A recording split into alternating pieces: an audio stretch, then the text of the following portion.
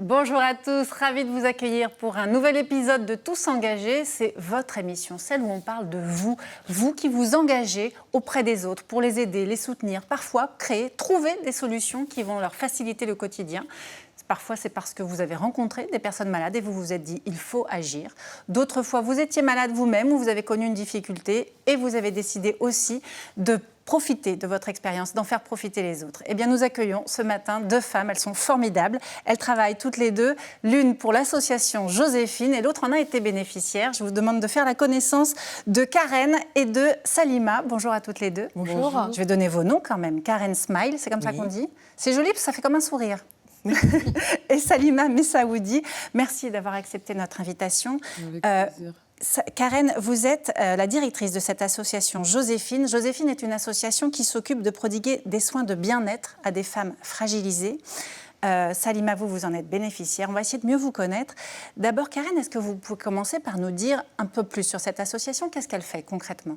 Tout à fait. Alors, Joséphine est un salon de beauté solidaire et donc elle va proposer à des femmes en situation de vulnérabilité de venir pour pouvoir profiter de soins de beauté et de bien-être. Ce sont des soins gratuits donc? Effectivement, ce sont des soins gratuits. On fait ce qu'on appelle, nous, une forme d'accueil inconditionnel. Et c'est quel type de soins? Donc c'est coiffure, soins de la peau, ce genre de choses? Alors, on a des soins de ce qu'on appelle de socio-esthétique, de socio-coiffure, et on va y ajouter aussi du conseil en images, et puis de l'art-thérapie, de la sophrologie, en fonction aussi après des bénévoles qui viennent aussi compléter les actions de bien-être que l'on propose aux femmes. C'est très complet. Salima, avant d'avoir recours à cette association, est-ce que vous pouvez nous expliquer où en était votre situation? Qu'est-ce que vous faisiez en fait? J'étais sans emploi en fait, je m'occupais de ma fille. Une fille de quel âge? Maintenant, elle a 19 ans. Et au moment où vous avez rencontré l'association? Oui, elle était en adolescence, pleine adolescence. Difficile? Ouais, très difficile. C'était très difficile. Sans emploi, et vous viviez seule ou avec le papa de... Non, je vis seule avec ma fille, donc je devais assumer ma vie, la vie de ma fille. Donc c'était un peu... C'est compliqué. C'était une période compliquée pour moi. Donc en fait, le problème, c'est que je voulais être réinsérée à l'emploi. Ouais. Et c'est moi qui ai démarré le système emploi avec l'État. Donc du coup, comment ça s'est passé? En fait, Joséphine, je ne connaissais pas. En fait, je me suis trompée d'adresse. Donc, j'allais à une adresse pour France Travail, sans doute? Oui, c'était réinsertion à l'emploi, ça s'appelait comme ça.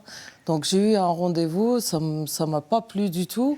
Je croyais que c'était juste, ils ont pris mon nom et tout ça. Mais moi, ça n'a pas bougé pour moi. Il fallait que ça bouge. Donc, j'étais entrepreneur en partenariat à côté avec une société américaine. Des produits bien-être, santé et tout ça. Donc, c'est avec ça que je vivais à l'époque. Mais c'était un peu maigre parce que... Vous aviez un petit travail avec cette société, c'est ça? Voilà, et je voulais un travail avec cette société. Donc, en complément de travail. C'était juste un complément de travail. Donc, je rentre dans un bureau, en fait... Et c'était le même numéro, mais ce n'était pas la même rue. Et en fait, c'était l'association Joséphine. Oui, exactement. Oui. Donc je rentre et je commence à dire oui, je viens pour une réinsertion d'emploi et tout ça. Elle me dit oui, bienvenue. Elle m'accueille chaleureusement, du coup. Après la discussion, on a discuté pendant un moment. Elle me dit oui, nous, voilà. Elle commence à m'expliquer le système de Joséphine. Mais ça n'avait rien à voir avec ce que je recherchais. Ça n'a rien à voir. Donc elle me dit, je vais voir si vous êtes éligible et tout ça. Moi, j'étais complètement... je ne savais même pas à qui j'avais affaire, ni avec qui je vais continuer. Donc après, ils m'ont appelée. Donc je suis venue au premier rendez-vous, j'ai eu Pauline. Et du coup, ça a été... Oui. Alors, vous allez nous expliquer, Karen, qui sont principalement ces femmes qui frappent à votre porte ou dont vous vous occupez? Oui. Alors, je trouve que Salima est très représentative. Hein. Ce sont effectivement des femmes de plus de 40 ans. Ouais. ce qu'on peut appeler des femmes qui vont être un peu invisibilisées et qui vont être à une période de leur vie un peu charnière où soit les enfants grandissent ou ont grandi, sont à l'âge de l'adolescence ou ont quitté la maison. Des femmes qui s'aperçoivent que leur situation personnelle continue au final, au fil des ans, de se dégrader. Des femmes qui s'aperçoivent qu'elles n'ont pas eu le temps ou oublié de s'occuper d'elles. Ouais. Et que là, 40 ans ou plus, c'est un moment charnière, c'est peut-être le moment, moi j'aime bien dire ça, il est enfin temps de prendre un temps pour soi. Ouais. Hein, et c'est justement aussi le nom d'un de nos programmes qui s'appelle Un temps pour soi. Ouais. Voilà. Et je trouve dans ce que Salima a pu dire, enfin, voilà, c'est la question de l'accueil. On pousse la porte du salon, on est accueilli, et ensuite à partir de là, on va être accompagné. Ouais. Vous ne vous occupiez pas de vous avant de franchir la porte de ce salon?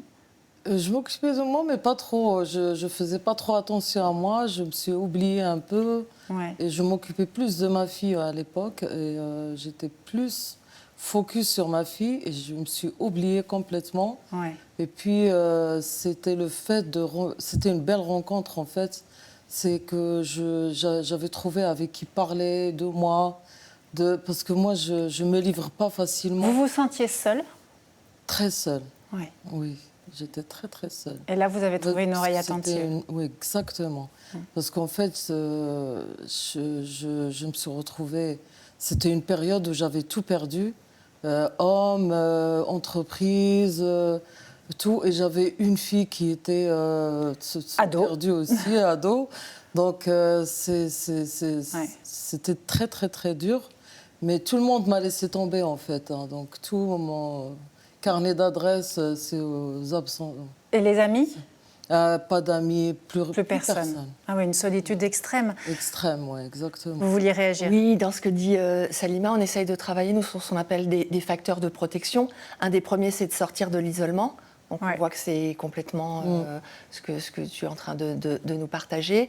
La deuxième, réapprendre à prendre soin de soi. Ouais. Ça passe par le bien-être, ça passe, on voit, par la santé, parce qu'on voit que du coup, en prenant soin de soi, on retourne aussi en périphérie sur ces sujets qui sont importants.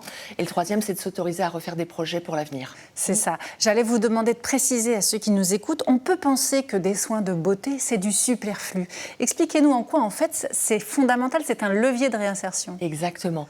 Voilà. Merci de le dire, parce qu'en fait, on peut penser qu'effectivement, soit les soins de beauté, de bien-être, c'est pas pour soi. On porte un regard effectivement extérieur un peu jugeant, assez superficiel, alors même qu'il y a une injonction auprès des femmes à prendre soin d'elles, les canons de la beauté, etc. Donc on est vraiment dans quelque chose comme ça d'ambivalent. Et en fait, venir prendre soin de soi, c'est d'abord autoriser l'autre à prendre soin de soi, se laisser approcher, toucher, et après apprendre aussi à soi-même reprendre soin de soi. Donc on est vraiment sur cette double approche qui vient travailler du coup la confiance en soi. C'est ça, c'est une reconquête de son corps et donc voilà, on retrouve de l'estime, de la confiance. Voilà. Donc l'estime, ça va être le regard positif qu'on va à nouveau pouvoir porter sur soi. Et puis le regard des autres aussi qui va changer, hein, parce que forcément c'est en lien. Et la confiance, on voit, c'est vraiment la possibilité de pouvoir reprendre du pouvoir d'agir sur sa vie, de pouvoir refaire des projets, de pouvoir à nouveau agir. Vous êtes d'accord, Salima, quand vous avez commencé à reprendre soin de vous, vous avez repris confiance? Oui, en fait, je me suis redécouverte d'une autre façon, en fait. Parce que je suis déjà... Je suis forte, je suis une femme forte. Oui, bien sûr. Je m'estime étant une femme forte. Mais là, ça m'a donné une autre force. Et je me suis redécouverte et je m'aimais, en fait. Ça vous a redonné aussi de l'allant pour aller vers les autres, chercher du travail, vous faire des amis? Et j'ai commencé à avoir plus de communication avec les autres, à plus parler, à plus m'ouvrir, parce que je me suis fermée, je me suis isolée, je me suis fermée, je ne faisais plus confiance à plus personne. En combien de temps vous estimez que vous avez réussi comme ça à changer les choses, à vous transformer, à refaire confiance? Tout dépend de la femme, tout dépend du caractère de la femme. Moi, ça a été vite. C'est vrai? Oui.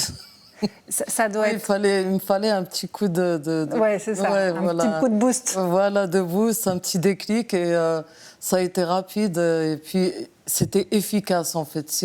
C'est une association qui...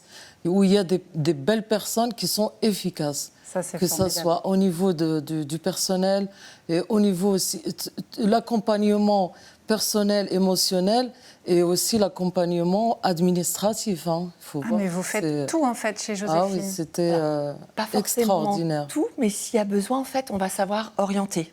D'accord. C'est ça qui va. On fait un qui peu va de être, tout quand même. Hein. tout, on est sur ce qu'on appelle Il y a une beaucoup approche, d'ateliers. Hein. Il y a, holistique, ouais. c'est-à-dire que on va proposer quand même à travers nos programmes aussi une dimension très adaptée en fonction des femmes, en fonction de la temporalité. Oui, voilà. Salima a pu dire que pour elle ça a été assez vite, pour d'autres femmes. Eh ben, chacune sa temporalité. Bien sûr. Du coup, on propose des programmes qui durent environ 6 mois. D'accord. Voilà, ce qui permet à chacune, sur ce laps de temps, de pouvoir être dans une forme de reconstruction. Et cette reconstruction, elle passe par une forme de reconnaissance. Hein. Exactement. Et tu as évoqué aussi, je savais que j'étais forte, mais je l'ai peut-être aussi un peu oubliée. Voilà. Exactement, oui. Ça, nous, on ne souhaite pas du tout aussi porter un regard de victimisation sur les femmes. On dit que les femmes, on a rencontré en fait à Joséphine que des femmes qui sont fortes, qui sont puissantes, mais qui ont peut-être eu à un moment des difficultés, des aléas de la vie, qui fait qu'on perd un petit peu pied. Ouais. Mais toutes, elles nous témoignent toutes d'une force que je trouve vraiment très touchante. C'est magnifique de voir le résultat comme ça. Oui. C'est très, voilà, c'est moi, pour moi, c'était une période où j'avais perdu toutes mes forces, en fait, pour vous dire la vérité. C'est ça. Et donc là, vous avez trouvé un lieu où les récupérer. Qui sont les intervenants? Ce sont des bénévoles, des professionnels? Ils font quoi? Alors, on a une équipe professionnelle. Donc, on a une responsable du salon. Et ensuite, on a des responsables de programmes, puisqu'on a plusieurs programmes au sein de Joséphine.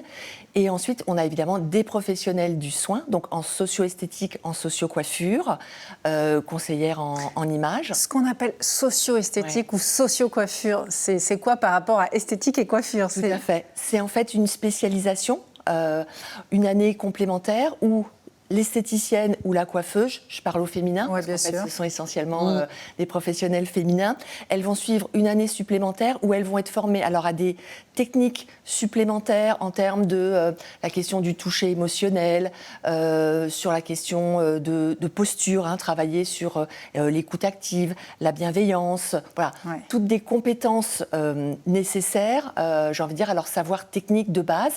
Et puis, ça va être complété aussi par beaucoup de stages dans des structures spécialisées qui vont accueillir des femmes en situation de vulnérabilité. Vous pouvez avoir des hôpitaux, des cliniques, des EHPAD, des centres de soins, des centres d'hébergement et de réinsertion, enfin voilà, partout où vous pouvez trouver des femmes en situation de vulnérabilité. Et j'aime bien dire en situation de vulnérabilité, parce que ce ne sont pas les femmes qui sont vulnérables, c'est la situation, mais la situation qui les met en vulnérabilité, ce qui n'est pas la même chose. Il y a aussi des ateliers collectifs. Expliquez-moi un peu le but, est-ce que c'est? Tout à fait. Les ateliers collectifs, ils sont complémentaires à l'approche individuelle. En collectif, en fait, ça va être aussi cette façon de sortir de l'isolement, de réintégrer un groupe de pairs dans lequel il va y avoir de l'entraide, dans lesquels il va y avoir des échanges, dans lesquels on va sortir d'une forme de honte, parfois de culpabilité, parce qu'on sait que les conditions de vie difficiles amènent ces sentiments-là, qui du coup provoquent derrière du repli, etc. Donc, les femmes vont partager, échanger sur du commun. Et ça participe aussi de la reprise de la confiance en soi. Sur les ateliers aussi, il y en a certains où vous apprenez à faire. Il y a des ateliers qui s'appellent Cosmeto Food, des ateliers où vous apprenez aussi à faire après des produits de cosmétiques pour pouvoir les reproduire à la maison, pour vous-même, pour des amis, pour des enfants. Et puis il y a des ateliers aussi où vous venez proposer un talent, quelque chose de particulier que vous savez faire, que vous avez envie de montrer, de partager et d'apprendre aux autres. Voilà. Vous avez proposé un talent, vous? Oui, c'était le massage. Le massage? Ah, vous savez masser? Oui. Ah ben ça va faire plaisir à plein de monde. Une future bénévole. C'est vrai. C'est ça. C'était le massage avec des produits bien-être et tout pour détendre tout ce qui est en fait au niveau des muscles, au niveau de la nuque et tout ça. Donc j'avais fait ça à toutes les femmes autour. Formidable. Et ils étaient détendus. Il y a une qui s'est endormie. Écoutez, ça prouve que c'était bien. Et je voudrais juste que vous me racontiez le premier soin dont vous avez bénéficié. Quel était votre état d'esprit quand vous êtes arrivée et quel était votre état d'esprit en ressortant de ce soin? J'étais détendue. C'était quoi, ce J'ai dormi soin pour la première fois. Depuis des années? Parce que je dors mal, je suis insomniaque. D'accord. Et du coup, ce jour-là, je me suis endormie en plein après-midi. Donc, à la fin de la séance, je suis rentrée, je me suis endormie. C'était ça, je me rappelle de ça. C'était quoi En fait, c'était le soin visage, tout ça, buste et tout. Donc, avec une musique un peu que j'écoute jamais. En fait, c'est une musique très classique et tout. Et on m'a laissé pendant un bon moment, et on m'a mis plein de soins, un soin derrière l'autre et tout. Génial. Et c'était génial, et j'avais un beau visage.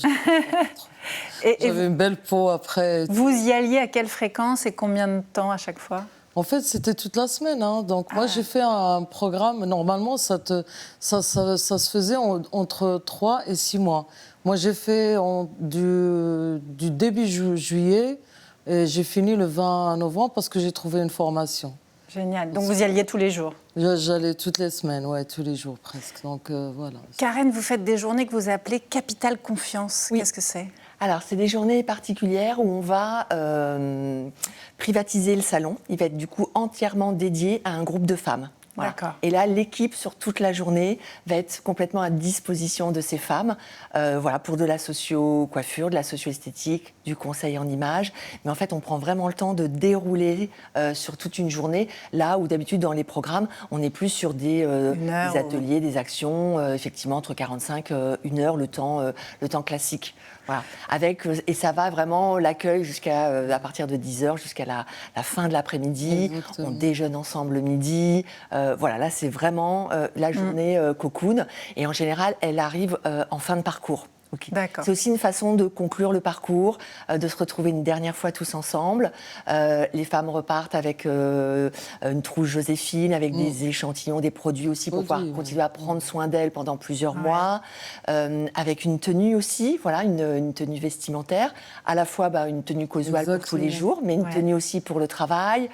Voilà, c'est vraiment le point d'orgue un petit peu de la fin de la promotion. Il y a des ateliers, désolée de te couper, il y a des ateliers où on apprenait les couleurs qui nous allaient, on apprenait notre corps, quelle forme il a, et c'était en fait, on se mettait en groupe, voilà, et puis on nous faisait des exercices et on se découvrait en fait.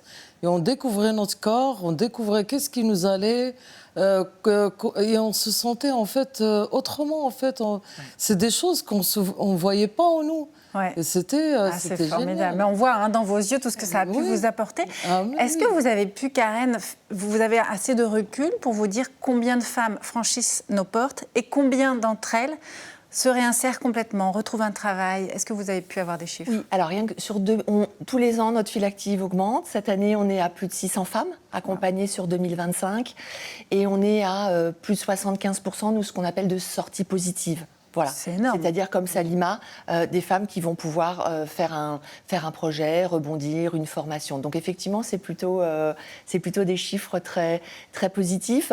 Et je dirais, on a donc très peu d'abandon en cours de session, en cours de promotion. Si ça arrive, c'est pour des vraies raisons.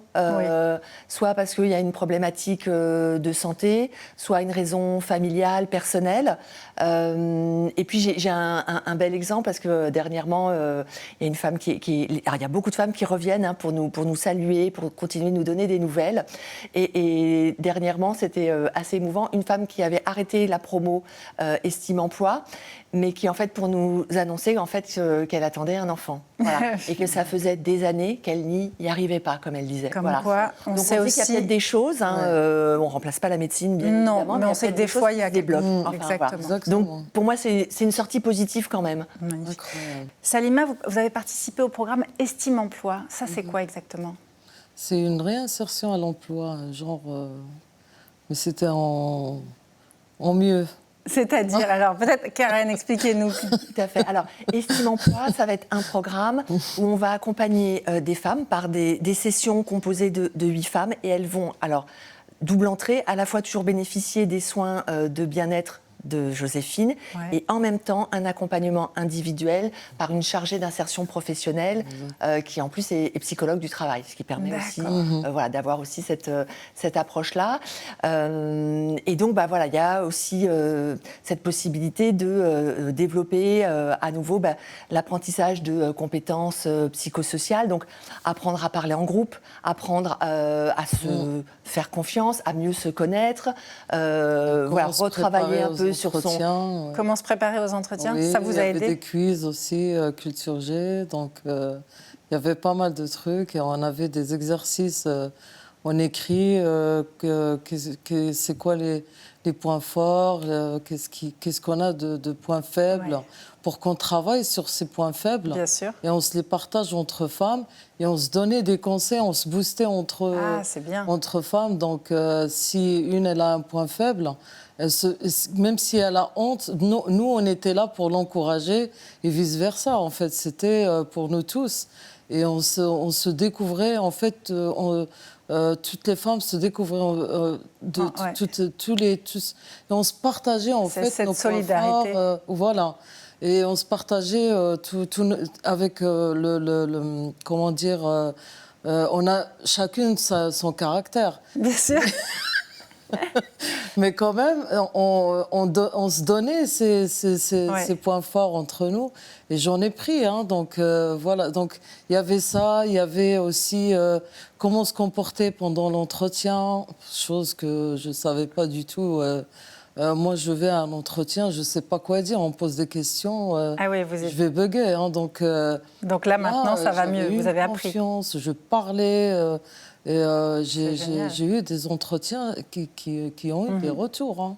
Donc des simulations d'entretien qui étaient faites de façon collective, en individuel avec la CIP. Et on a la chance aussi d'avoir du mécénat de compétences. Donc du coup aussi des entreprises, des mécènes autour de nous qui vont aussi dans le cadre du RSE pouvoir donner une journée de disponibilité à Joséphine pour venir soit sur le salon faire des simulations d'entretien ou bien pouvoir faire des immersions directement en entreprise. Donc ça c'est aussi intéressant. Vous vous êtes rendu sur des forums. Enfin voilà. Après cet accompagnement à l'emploi, tel qu'on peut le vivre, mais vraiment individualisé et adapté, je trouve. Je voudrais rajouter quelque chose, c'est qu'au niveau administratif, c'est très rapide. C'est-à-dire que vous avez... Une personne qui en un seul coup de fil, elle pousse tout le dossier. On n'a pas besoin de courir à droite, à gauche... Je crois que toute la société va faire appel à Joséphine à cette allure-là. Dites-moi juste... C'est génial. C'est bien, on entend à quel point vous avez bénéficié de choses formidables. Dites-moi juste, c'est vous qui proposez aux femmes ces ateliers, certains soins, ou ce sont elles qui choisissent ? Alors non, le programme, il est vraiment pensé pour qu'il y ait une progression, un déroulé pédagogique. Voilà. Donc après, elles peuvent évidemment choisir dans les soins de bien-être quels sont les soins qu'elles ont plus envie de suivre, mais il y a vraiment un déroulé, un programme qui est conçu. Vous avez accueilli combien de femmes déjà jusqu'ici ? Vous me disiez 600 ? Alors, non, c'est en ce moment 600. Sur cette année, oui, donc on est à depuis la création, depuis plus de 11 000 femmes. Vous êtes bénévole, vous, ou salarié de l'association ? Alors, je suis salariée de l'association. D'où vous est venue cette envie de travailler dans une association comme ça ? Moi, je suis dans le social depuis une vingtaine d'années. Je pense qu'il y a aussi cette proximité de tous les professionnels de Joséphine, parce que aussi bien les directrices, responsables de salon, on est des femmes de terrain. Voilà, donc on a eu cette habitude, cette appétence en fait de pouvoir être auprès des personnes qu'on accompagne, et j'ai envie de dire dans la relation, dans la rencontre, ça c'est primordial. J'y pense comme ça, si un homme avait besoin de frapper à votre porte, il n'a pas le droit, c'est niet ? Alors on a de plus en plus de demandes pour des hommes, parce que sur cette approche, à un moment de prendre soin de soi, on sait que c'est un levier et que ça vient déverrouiller énormément de choses. Donc oui, peut-être qu'il y aura un Joseph un jour, mais en tout cas, oui, on a de plus en plus de demandes aussi pour des jeunes femmes Ouais. Voilà, donc ça, je pense que c'est aussi ce vers quoi on s'oriente et qu'on commence aussi à appréhender. On a des partenariats avec des structures comme l'école de la deuxième chance. Il y a encore beaucoup de choses à faire. Et puis développer aussi beaucoup l'Aller Vert, parce que là, on a beaucoup évoqué le fait que les femmes pouvaient venir sur Joséphine en tant que salon, espace, lieu ressources et repères.